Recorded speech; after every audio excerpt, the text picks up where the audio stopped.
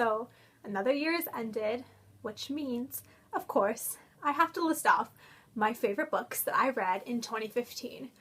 I have to admit that this list, once I started making it, was actually pretty pathetically small. I didn't really have a good year for reading a bunch this year. I think I read somewhere close to 60 books this year. Again, didn't keep track of it much, but it was just a really rough start for me.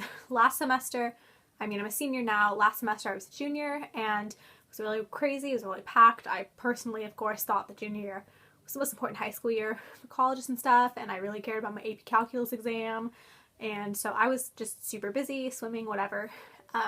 So I didn't read a lot during first semester, and this summer I was also way busier than I expected to be. I had an internship, I was traveling a lot, so again, not as much reading as I would have liked to do, and I honestly just started getting into reading at the pace I had been in past years, probably about October. Maybe half of the books on this list that I've read before October, when I started getting back into the groove of things. So this is kind of a pathetic list, if I do say so myself.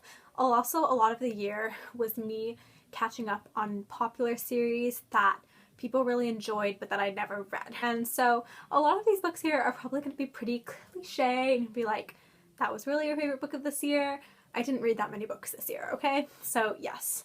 When I narrowed down my list, I just kind of kept it to books that either I was so excited about that I did not know what I was missing and I couldn't believe I hadn't had them in my life before this year, or books that legitimately made me want to cry with how much I loved them or how much they hurt me, or both. So despite not even having read a lot of books, I actually read my two favorite books this year, that I would say of all time, my two favorites. So we will start. This is in no particular, it's sort of in order. So the first book that I put on my best of 2015 was Throne of Glass by Sarah J. Maas, and really this whole series. So I had not read the Throne of Glass series until honestly the beginning of December. I just started reading it. I'm on Heir of Fire right now. I ended up reading some books in between Throne of Glass and Crown of Midnight, so I'm going slowly through them, but steadily. Don't kill me. And I honestly cannot believe I never read them before. I probably wouldn't have picked up this book by myself if I hadn't heard all of the hype about it and how excited people were. And even then I was kind of like, I'm not sure. But oh my god, I was so excited about this book that once I read it, I immediately ordered the rest of the series and kind of wept a little about how excited I was about this book.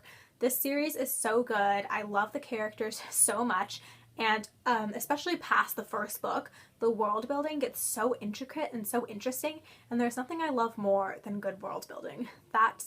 Worlds make a book for me, worlds and characters, and obviously plot, and this book has all of those things. I was so happy to find this book and this series, and I'm really enjoying Heir of Fire right now, so please no spoilers because I know I'm gonna be sad later. I know the pain is coming for me, but don't tell me ahead of time. I'll probably post like some sort of video of me crying about this series once I actually finish, so we'll see. But yeah, I was definitely shocked at myself for not having read Throne of Glass and getting on this craze earlier, but it is kind of nice to be able to marathon read the series and not have to wait for next book yet. Okay. This next book is probably pretty cliche, and I'll admit that it's not one of the best books necessarily that I read in 2015, but it's one of the ones that I enjoyed the most, and I think it's the one that got me back into the reading groove. I mean, I've been super busy with college apps and everything, but I was super excited to read this book when it came out. So I just sat down and carved out a day and read the book in one day, and I honestly was an emotional wreck. So this book goes to Carry On by Rainbow Rowell. I honestly am so in love with this book, and I love Baz and Simon so much, like more than anything. So no matter how cliche putting this on my list might be, this really was one of my favorite books I read in 2015. And I know some people don't like it at all, but I was so excited reading it and I was so drawn in, and I thought the characters were wonderful and they really made the story for me, and I'm gonna read it again really soon because I just love. Okay, so I am actually, it just started this year, becoming a huge nonfiction reader because I am addicted to history. I love history so much. So I've been reading a lot of history books this year. So I put one of them in my top books of 2015 just because I felt like I had to. And that would be Alexander Hamilton by Chernow. The reason I chose to read this particular book this year, I read quite a lot of Founding Fathers books this year. It's pretty embarrassing, actually. But this one, obviously, I read because it was the inspiration for Hamilton the musical, and I love Hamilton!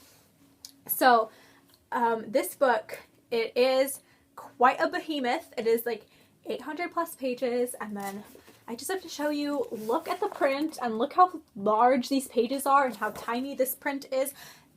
This book took a lot of time to get through. It took a lot of time.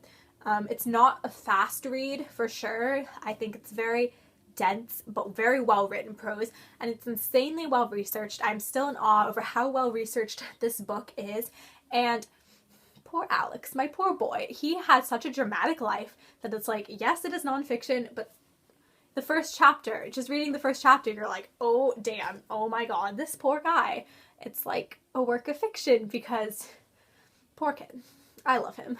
But it was just such a good book, and I personally love Alexander Hamilton so much that I was enthralled the entire time. So if you're not a nonfiction reader, if you're not into history, I wouldn't recommend this as your first nonfiction like history book to attempt to get through, just because it is very dense. But I mean, I guess if you want to know Ham's story, you could just listen to the soundtrack of the musical. That works too, and you might be inspired to read this book. But yeah, I think there are other ones that you could read to get yourself hyped up for this book. But I just think it's like an epic biography.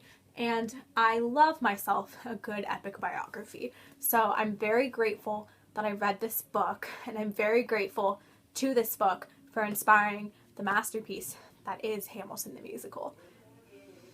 If you can't tell, I love Hamilton the musical more than my life. Anyways, so now we're down to the top 3. Like I said, this is a short list. I had to narrow it down only to the books that I really loved. And so these top 3, one of them is going to be my favorite series probably ever, and the other 2 are my top 2 favorite books of all time. So it was a small quantity year, but it was a high quality year. So this one is the Raven Cycle series. I honestly cannot adequately describe my love for the Raven Cycle series. I bought the book, the first book, on a whim. It was just because I'd seen some stuff going about it, like circulating about it on Tumblr. But honestly, this series, if any books like ever felt like home when you're reading them, it is this series. It's such a good feeling reading these. It just makes me so happy and so warm inside, and these characters I love so much. And it's honestly like you're going out exploring on an adventure or something, and it's like sitting under trees in the sunshine in a field and having a picnic and laughing and listening to music with friends, and then going home because it starts to rain and you curl up by the fire. That was really specific, but that is the feeling this books give me. I love these books more than anything in the world, and The Raven King is definitely my most anticipated book of 2016. I cannot wait. I love The Raven Cycle so much. So now, these are not in order. I can't really pick which one's my favorite, but these 2 books are probably my favorite books that I've ever read. So if you have not read them, you should.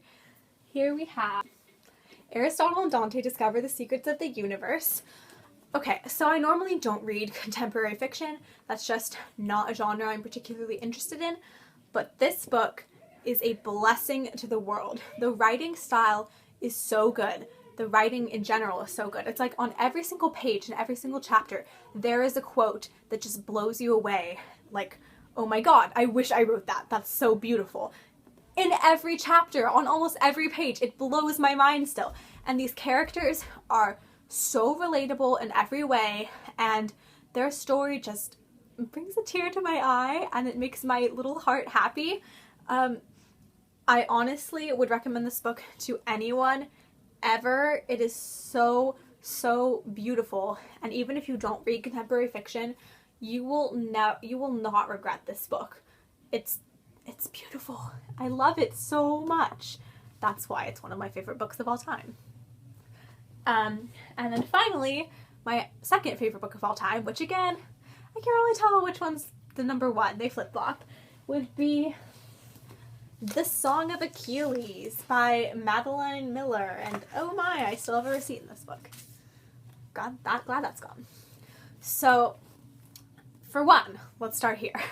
I love Greek mythology. I think I mentioned in one of my review videos that I'm the biggest mythology nerd ever, and I loved the Iliad when we read it in school, and The Song of Achilles is just the best thing that could have ever happened to me, honestly. This book is so beautifully written. I think that's what makes the book. It's so detailed and gorgeous, gorgeous prose, but at the same time, it moves along quickly, and the plot moves, and it's a really quick read, and it is the most heartbreaking book, which is hard for me to say because I cry at everything. I literally cry at almost every book I read, even if it's not sad. But this was heart-wrenching, and it tore my soul into pieces because it was so sad, but it's so, so beautiful. It's so beautiful. Beautiful does not even begin to describe this book, actually. And I really liked this other side of Achilles and Patroclus. Please don't hate my pronunciation. I cannot pronounce anything. As a side note. And I just thought they were really obviously much more emotional and much deeper characters with much stronger inner motivations than they were in the Iliad. They were very complex characters, and they're beautiful. Please read this book. Please read this book and Aristotle and Dante, and I will love you.